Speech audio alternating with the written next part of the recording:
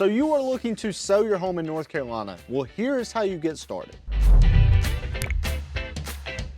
So you are looking to sell your home. The very first thing you need to do is pick up the phone and call a real estate agent, ask them to prepare a CMA or a BPO for you. What is that going to do?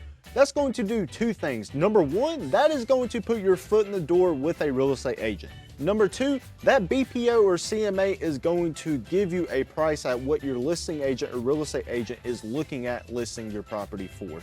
If that price doesn't match your expectations, then you know that is not the right real estate agent for you and you need to be looking for someone else. If it does match what you're looking for, then great. You have found yourself a real estate agent. Now let's go ahead and get the process started.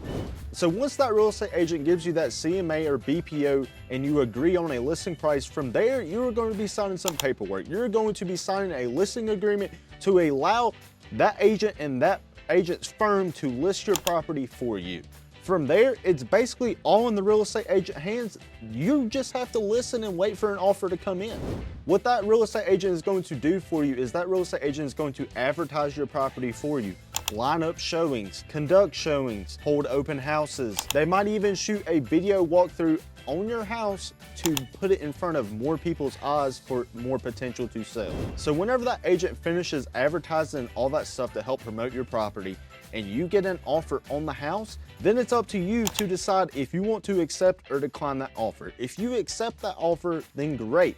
You are officially under contract. The buyer is going to have a due diligence period most likely, so that's their time that they're going to get their inspections done to make sure that the house you are selling is the perfect house for them to buy.